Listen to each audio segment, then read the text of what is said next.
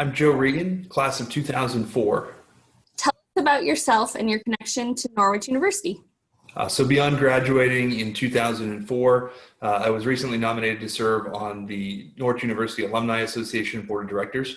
I've been a longtime advocate for Norwich in promoting, helping students that might be interested in pursuing a career or an education through Norwich and helping them understand the unique offerings of what Norwich can bring to an education for someone that's leaving high school or someone that's later on in life as they're looking to transition to post-secondary education into a master's program or whatnot. Give us some background about your organization. So I guess there's two organizations that we're talking about. When we look at Easterseals as an organization, it's been around since 1919. It was originally focused on helping children with disabilities. In the 1940s, it evolved to help all individuals with disabilities, and that timed very nicely with the return of many wounded service members who were coming home from the Second World War. So Easterseals was one of actually the first national organizations to help provide care to disabled veterans in our community. And since then, while the problems facing veterans have gotten increasingly complex, Easterseals has continued to adapt to make sure that we're meeting the needs of our service members as they come home from conflicts abroad, or even sometimes if they have never seen conflict in the past. And the Veterans Count program, which is one of the many elements of our Easterseals programs, is actually the philanthropic side of the program, which I manage. And that relies on the goodwill of members in the community to raise funds and awareness to provide emergency financial assistance to veterans in need right in the communities in which we're living. How is your organization leading change? So Easterseals is looking to change the way people view disabilities broadly. And within our veterans population, we're hoping to help people understand exactly what veterans can offer. It's our goal to make sure that our veterans and our service members are not only recognized for what they've done and what they've given, but also, and more importantly to some extent, what they have left to give. I think with you look at how our organization has changed and how we're trying to change the views of it. Many people will look at veterans in the community and they'll see either someone who is broken or someone who is overly heroic. And the vast majority of veterans in our community are just regular, normal people, but they have a tremendous amount of potential. And when you have individuals who are willing to provide some level of support, even a small investment in those veterans, then it really is beneficial not only to the business, but the community at large. Obviously, as an alumni of Norwich University, you probably have an idea of the Norwich Guiding Values. How do your organization's values tie in with the Norwich Guiding Values? So I think first and foremost, when you think of what Norwich is all about and you look at the core of the honor code and how we try to live ourselves as individuals, is being people of integrity. Working with folks who are potentially donating to an organization requires a tremendous amount of trust. Because it's not like I'm giving someone a product. At the end of the day, I'm walking into a business and I'm asking them to trust in our program that it's going to be a good steward of their donations, of their philanthropic dollars.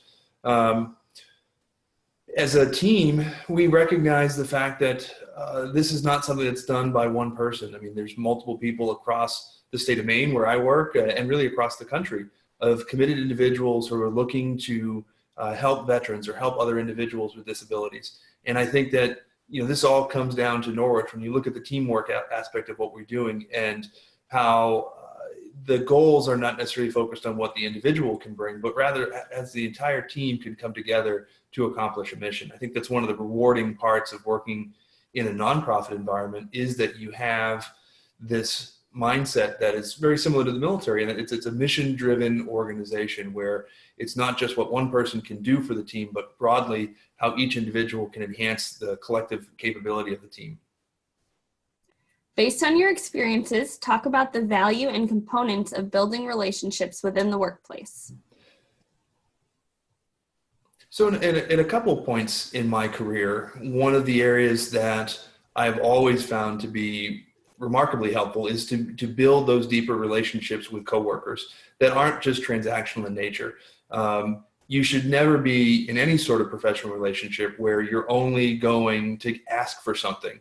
I think especially in my role working in the nonprofit sector, I try to have at least 3/4 of my meetings with potential donors not to be an opportunity for me to be asking for more money, but rather to cultivate that relationship, because it helps build that trust between myself and the donor, and also at the same level through our organization and the donor, so that they see the fact that we are being good stewards of the information that of their money, and we're being good stewards of their donations, and we're being able to use this money not just as a handout, but more likely as a hand up, and that we're really investing in our clientele to make sure that we're helping our veterans achieve their full potential.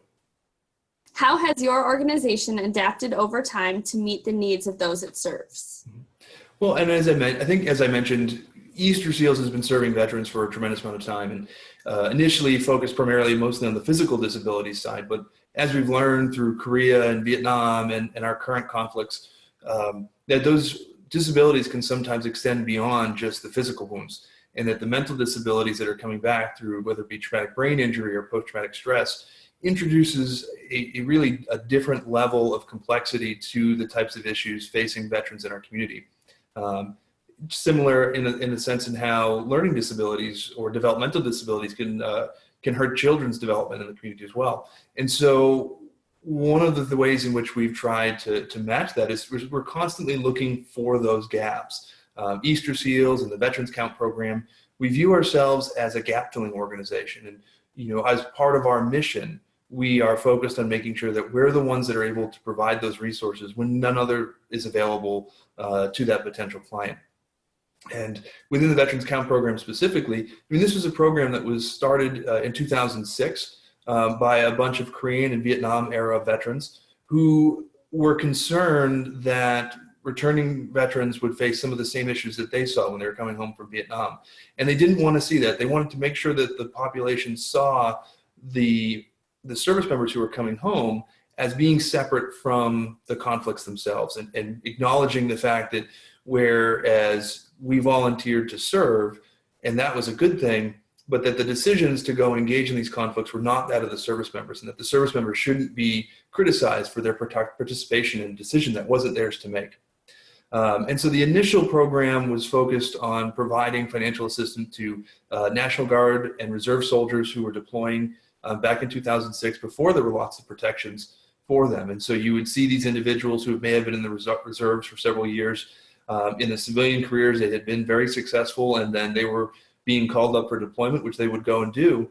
But that would create a financial gap within their household. And the Veterans Count program was initially there to help fill that gap that would exist with the families that were left back at home to deal with these things. Because if you talk to anyone who's ever served, while they're part of a larger family unit, that the moment that service member goes away is the moment that something breaks, whether it be the refrigerator or the car or the dog gets sick. But something always happens right then and there, and it puts a challenge on the family back at home. And so initially, the Veterans Count program was there to fix those types of issues, those immediate needs. And as our service members started to come home and we found different ways in which to support the families as the service member was deployed, a lot of those services transitioned over to helping veterans when they returned home, to connecting them to resources. One of the stories that I always tell is when I was deployed, when I came back to Fort Drum, it was a base of 10,000 people. So it was very easy for me to get access to any service that I needed. And it was very difficult for anyone to not get access to those services, just the control that you had over the organization. When our reservists are coming home, oftentimes they're getting off the plane and being sent right home and being told, yeah, come back next month and we're going to have our mental health checkups in a month. Well, suddenly that guardsman finds themselves at home with no access to support whatsoever. And that's where the Veterans Count program kind of evolved into filling those needs.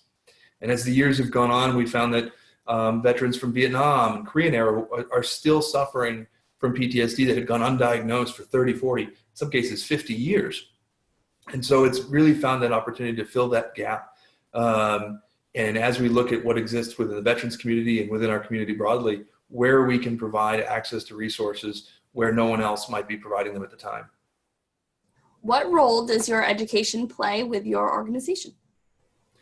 Well, after leaving Norwich, I spent 8 years active duty, and I think that Norwich really set me up for success as a leader in the military. I think that this notion of Norwich as a leadership laboratory is something that's always stuck with me. After leaving Norwich, I went on and got a graduate degree from the University of Virginia. But I mean, one of the driving factors behind even getting an advanced degree after leaving the military was that Norwich is really an environment where it encourages lifelong learning. And I think you see that within the alumni network. You see that in what the Alumni Association is trying to do with our lifelong learning series. And within Easterseals, I find that same culture where we're always looking for learning more about our client population, learning more about the resources that are available to veterans or to those that have disabilities, and trying to find and trying to learn together on how we can better serve our communities through some of the tactics that we've developed. And if we don't have something that we're able to do now, then how do we develop something that's going to be of use to the community in the near future? How do you and other organization members continue to learn and grow? So with our organization, one of the things that I constantly do is engaging with potential employers for veterans and helping them to understand that when you're hiring veterans, that it shouldn't just be an element of goodwill, but rather you should be able to develop a very sound strategy as to how that veteran is going to be enhancing your business. And one of the challenges that we've heard about for really as long as I've been alive is the lack of veterans getting out there and telling some of the more difficult stories that they experienced through their time in the service. And having been through some of these experiences myself, I recognize exactly how difficult it is to talk about experiences in the military, experiences in combat. But especially at a time now where such a small portion of the population is actually serving in the military, it really is important that the public understands what our service members are doing on a day-to-day basis, because there's this oftentimes a misconception that is coming from a good place, but might not necessarily be in the best interest of the veterans. And so getting out there and engaging and sharing with people my personal stories, helping our clients to tell their stories so that people understand how their time in the service really can translate into a high level of potential when armed with the right toolkit. How does your organization build legacy? I think that the legacy that Easterseals and Veterans Count is going to leave in the communities is through our clients. It's through those individuals whom we serve that without us would find themselves in a far more difficult situation. We're not looking to provide people with these handouts. These are hand-ups, and everything that we do is focused on helping that client, that individual, their family get to a point of self-sufficiency. And so when you look at what that legacy looks like for us, it's an environment where the world views those with disabilities as people that can contribute back into the community. And I think that you see that in the businesses that some of these people go on. One of our clients had gone on, he was on the verge of taking his own life and ended up over the course of his program, he got access to the services he needs. And not only is he now still alive, but actually has his own small business and employs others. And I think that's a huge legacy that you can see, where you're making a small investment in the individual to help them cope with the issues that they're facing at the time, and letting them thrive in an environment. The return on investment that you get from those types of things is absolutely huge. And I can think of no more powerful legacy than something like that. Tell me any final thoughts on your organization, leadership, Norwich, really anything. Mm-hmm. I think one of the things that is often lost with leadership, and when you read a lot of these management blogs, there's this constant tension between what is a manager and versus what is a leader. And I think that what Norwich does a very good job of doing is helping people to understand that the position that you're in doesn't necessarily define you as a leader.